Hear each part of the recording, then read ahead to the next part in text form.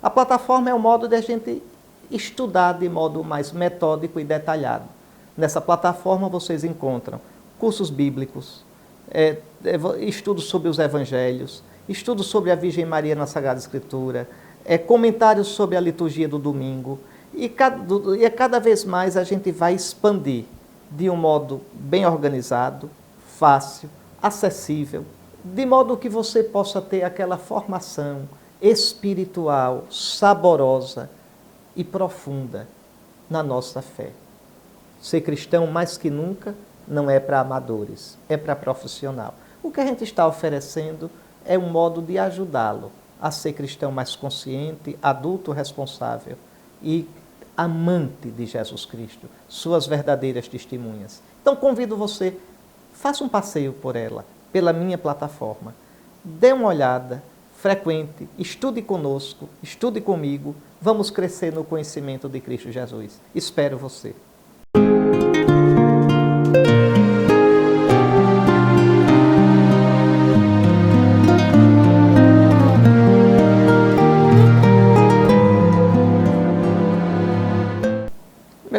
Meus caros irmãos, foi feita uma pergunta aqui no nosso site, o domhenrique.com.br, sobre o papel dos diáconos na igreja, os diáconos permanentes.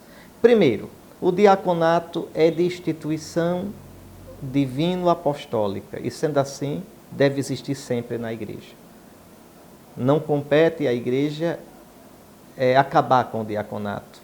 Infelizmente, na igreja do Ocidente, a igreja latina, como a gente diz que é a nossa, o diaconato passou uns 1.600 anos bem apagadinho, mas bem apagadinho. Isso não é vontade de Nosso Senhor, não.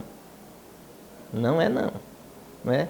Passou que só recebia o diaconato como um caminho para o presbiterato, para o sacerdócio. Veja, o diaconato ficou um sacramento atrofiado. No Oriente, não. Os diáconos sempre foram muito fortes. Então, graças a Deus, o Concílio Vaticano II pediu a restauração plena do diaconato. Então, a gente é diácono, não é primeiro para ser padre. É diácono para ser diácono. É diácono porque foi chamado para o diaconato. O diaconato é um sacramento. É o terceiro, não é o primeiro, é o terceiro grau do sacramento da ordem. O primeiro grau é episcopado, é a fonte. Segundo grau, presbiterato.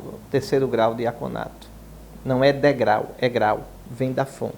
Então, é um sacramento. Segundo, imprime caráter.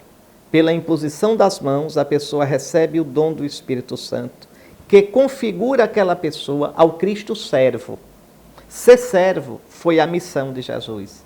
O Filho do Homem não veio para ser servido. Veio para quê? Para servir. Servir como? Dando a vida até a cruz. Então, o diácono recebe uma graça especial. Olha que coisa impressionante. Para, na igreja, viver de tal modo, na comunidade, que seja uma imagem viva que lembre a todos que Cristo é servo. Que a missão do Cristo é servir. Lembre ao bispo, lembre aos padres, lembre ao povo de Deus. Então, é um ministério muito empenhativo. Esse é o grande dom do diaconato. E é para sempre, imprime caráter. Qual é o serviço que o diácono presta para ser imagem de Cristo servo? O serviço da palavra, ele prega ajudando na catequese, prega fazendo homilias, prega aconselhando. Então, tudo que tiver a ver com a pregação da palavra é do diaconato também, em comunhão com o bispo e ajudando o presbítero. Então, o ministro da palavra é um homem que medita constantemente na palavra de Deus. Como um diácono permanente pode ser importante numa comunidade?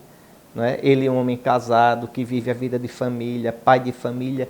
Quanto ele pode consolar, quanto ele pode aconselhar, quanto ele pode estar próximo das pessoas, muito mais do que o bispo, do que o padre. O serviço da palavra.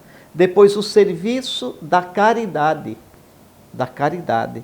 Não é? Sempre é tradição na igreja que o diaconato é um ministério pelo qual a igreja se preocupa com os necessitados, com os fracos, com os pobres, com os doentes, com os que estão numa situação de debilidade. Então, é tradição antiga da igreja. Então, nas dioceses, nas paróquias, deveria ser entregue aos diáconos o cuidado com a pastoral social, as pastorais sociais, o cuidado com a assistência aos pobres, o cuidado com a coordenação da visita aos enfermos. Então, o ministério da caridade. E, por fim, que é cume de tudo, o ministério da liturgia. O diácono, ele é aquele que está mais próximo aos sacerdotes, sobretudo ao bispo, na celebração da Eucaristia. Ele é quem apresenta ao sacerdote o pão para que ele ofereça e o vinho. Ou seja, ele é aquele que traz a oferta do povo e o apresenta, e as apresenta. Então, mas ele não é sacerdote, por isso ele deve se ajoelhar na consagração e deve receber a comunhão da mão do sacerdote. Ele não comunga sozinho, não é errado, porque ele não é sacerdote. Atenção, o ministério diaconal é um ministério difícil porque é um ministério híbrido. Ele está entre os sacerdotes, o bispo e o padre, e os leigos. Ele faz a ponte.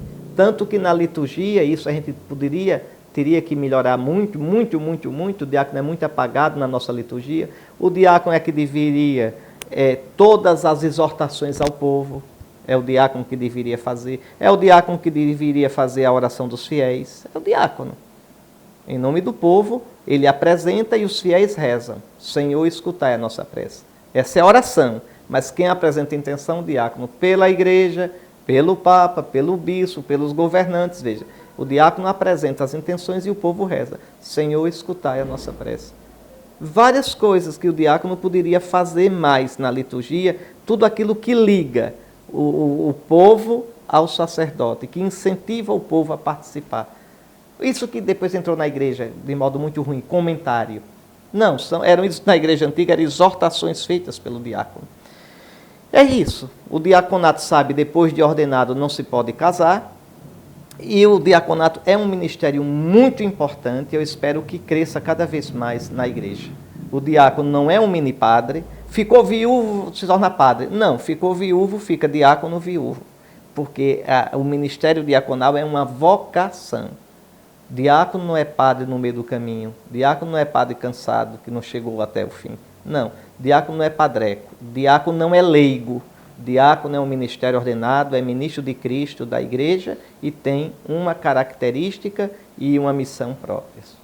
É isso. Deus abençoe você.